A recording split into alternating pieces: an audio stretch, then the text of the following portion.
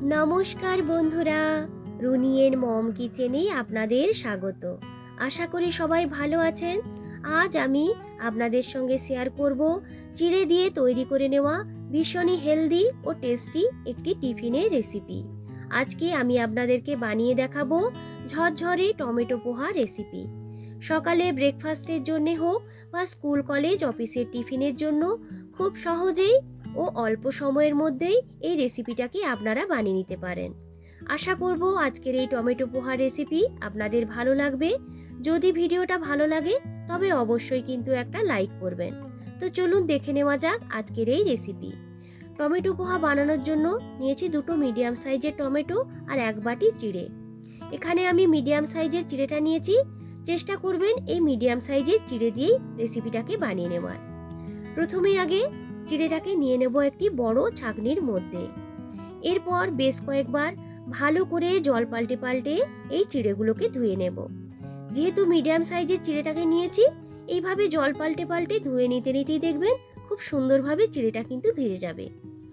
চিড়ে থেকে এক্সট্রা জলটা ঝরিয়ে নেওয়ার জন্য এইভাবে ছাঁকনির মধ্যে চিড়েটাকে কিছুক্ষণ রেখে দেব। এখানে যে দুটো টমেটো নিয়েছিলাম কোনো রকম জল ব্যবহার না করেই এইভাবে একটা পেস্ট তৈরি করে নিয়েছি। প্রায় 2 মিনিটের মতো চিড়েটাকে এইভাবে রেখে দিয়েছিলাম। তো দেখুন চিড়েটার মধ্যে থেকে সম্পূর্ণ জলটাই কিন্তু বেরিয়ে গেছে আর চিড়েগুলো খুব সুন্দরভাবে ভিজে গেছে। এরপর এর মধ্যে দিয়ে দিলাম পরিমাণ মতো নুন আর দিয়ে দেব সামান্য একটু চিনি। নুন এবং চিনিটাকে দেওয়ার পর চিড়ের সাথে খুব ভালো করে মিশিয়ে নিতে হবে। তো দেখুন কতটা সুন্দর ঝরঝরে হয়েছে চিড়েগুলো। চিড়েটাকে সাইডে সরিয়ে রেখে দেব। এরপর একটি প্যানের মধ্যে নিয়ে নিলাম 2 টেবিল চামচের মতো রিফাইন অয়েল। তেলটা যখন একটু গরম হয়ে আসবে এর মধ্যে দিয়ে দেব 2 টেবিল চামচের মতো চিনেবাদাম। গ্যাসের ফ্লেমটাকে একদম লোতে করে দিয়ে বাদামগুলোকে বেশ একটু লালচে ও মুচমুচে করে ভেজে নেব। আমি এখানে প্রায় 3 থেকে 4 মিনিটের মতো ভেজে নিয়েছি। বাদামগুলো কিন্তু আমার খুব সুন্দরভাবে ভাজা হয়ে গেছে। এরপর বাদামগুলোকে তুলে রেখে নেব একটি বাটির মধ্যে। প্যানের মধ্যে যে তেলটা আছে এর মধ্যে দিয়ে দেব 1 টিস্পুন করে ছোলার ডাল আর বিউলির ডাল। সাথে দিয়ে দিলাম একটু গোটা জিরে আর দিয়ে দেব কালো সর্ষে। এরপরে এর মধ্যে দিয়ে দিলাম একদম ছোট ছোট করে কুচি করে রাখা কিছুটা আদা। গ্যাসের ফ্লেমটাকে লোতে রেখে মশলাগুলোকে মিনিট 2 মতো ভেজে নেব।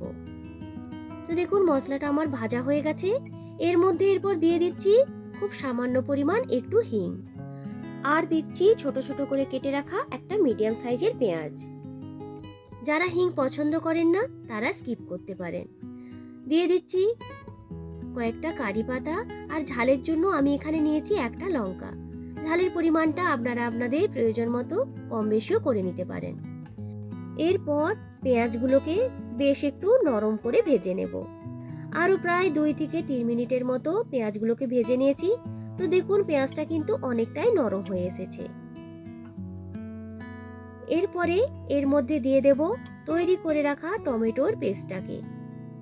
সাথে দিয়ে দিলাম 1/2 টিস্পুনের মতো হলুদের গুঁড়ো আর কালারের জন্য আমি এখানে নিয়েছি 1 টেবিল চামচের মতো কাশ্মীরি লাল লঙ্কার গুঁড়ো।